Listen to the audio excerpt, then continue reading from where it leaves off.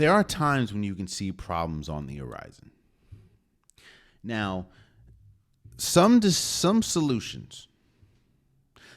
You ever watched a medicine commercial, a pill commercial, and the or the medicine helps you with whatever you have to do or whatever the medicine is built to help you with. However, there's usually side effects, and it usually says side effects include nausea, heartburns. You know what I'm saying? While yes, that medicine is a solution for something, it also has the opportunity to cause problems elsewhere. That doesn't mean the medicine isn't good. It just means that it's good for one thing, but there is it could cause so many other stuff, but it'll help with that thing. In basketball, there has been a problem with rest and work and load management. There's been a problem with TV companies and major companies getting these prime time games, and the NBA mapping out these prime time games, and a lot of their stars do elect not to play in those prime time games for rest or whatever. And the NBA and the NBAPA came out with a decision that we're now going to put a cap on, or we're going to put a cap on what you can, or the games that you can miss before you are unable to be eligible for a lot of things. I think you have to play you can only miss like 13 or 14 games before, like, if you miss over that count, you can't be in the All NBA. You can't be considered for any awards. You can't be considered for any NBA, like All Pro, All NBA teams. We talk about how that's going to initially affect players like a John Morant and how it would affect his money with the All-Star and being suspended, and Draymond Green. We talk about those players. But what's interesting, and I started this segment with, you can see a problem before it comes. I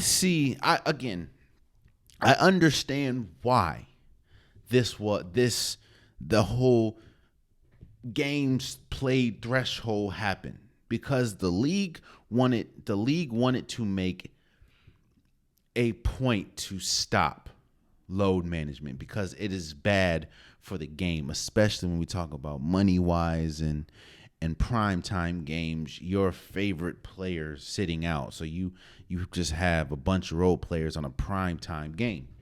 So I get that. But kind of like the pill commercial,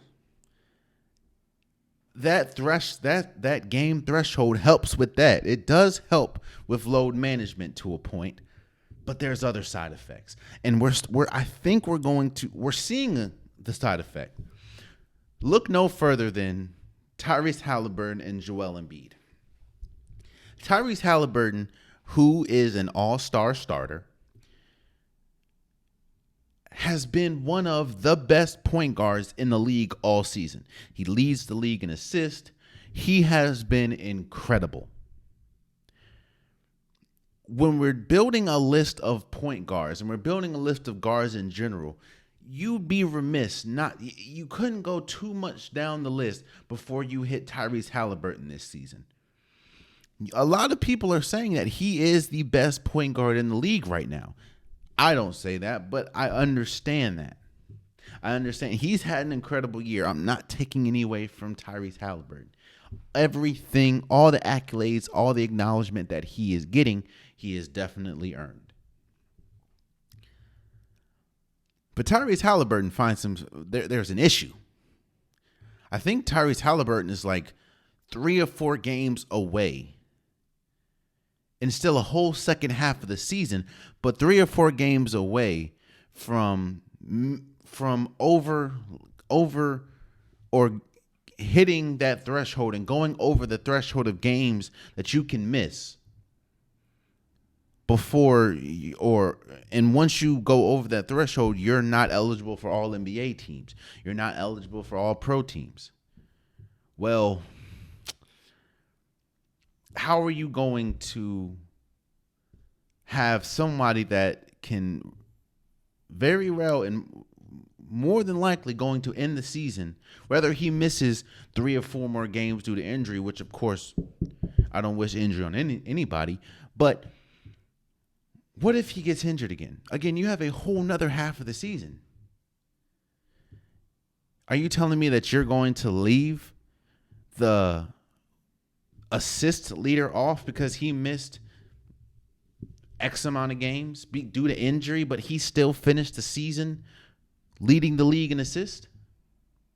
You're telling me that you're going to drastically affect his money and his outcome because he could not help getting hurt? Because, I mean, if you're playing basketball, you're going to get hurt. That's just how it is. You're telling me that you're now going to affect his paycheck and everything because he couldn't help with with not getting hurt, but he still led the league in assist. And with Joel Embiid is like, I think 8 or 9 games away. And we know the history of Joel Embiid, how he gets hurt and, with back injuries and stuff, the way that he's built and his play style, it's very hard to stay healthy, especially for him. But Joel Embiid is averaging damn near 40 points a game. Joel Embiid is the front runner for the MVP. It's almost his award to lose at this point. Joel Embiid has been by far the best player in basketball every single night he stepped on the floor. And that is in a league with Nikola Jokic, who's a 2-time MVP, Giannis Antetokounmpo, who's a 2-time MVP, Steph Curry, who's a 2-time MVP, LeBron James, who's a 4-time MVP. All these players, Joel Embiid has been head and shoulders the best player in basketball. And that's even with Luka dropping 73 the other night. But what if Joel Embiid gets hurt? What if Joel Embiid, I don't know, has a back injury? Again, I'm not wishing injury on anyone, but what if he gets hurt and misses 10, 11 games, but still finishes and leads the league in scoring?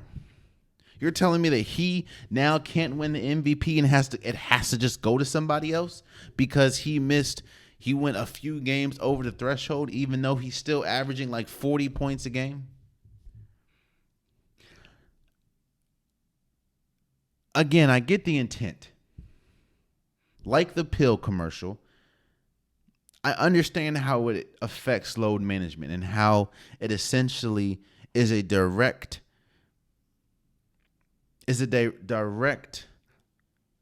deterrent for load management. But what happens if you have a player like Tyrese Halliburton, like Joel Embiid, that is injured and close to missing that threshold, still finishes the season, but misses 20, 25 games because of injury, but still leads the league in assists and still leads the league in scoring? Are you telling me that they can't win the MVP? And then who wins the MVP? Like, what if they win? What if somebody else wins the MVP and it's like, well, Joel Embiid, he only won because he missed X amount of games, but he still led the league in scoring. It's tough, man. I see a problem on the horizon. I think that if and when, because I think that this year it may very well affect the MVP race, the all defense race, the all NBA race, all awards, all the awards. I think it's definitely going to affect it. And I think we very well may see change. May have to see change. Grand opening and grand closing, or I'll say grand altering for this decision, because trust and believe it is going to affect something like the MVP, which is huge. Oh man, you stayed to the end of the video. I appreciate you. If you like what you saw, be sure to hit that subscribe button so you'll never miss any content from your boy. You can also go back and watch past episodes, past clips, and don't forget that the Unpopular Podcast new episodes drop every Wednesday and Saturday. Appreciate you.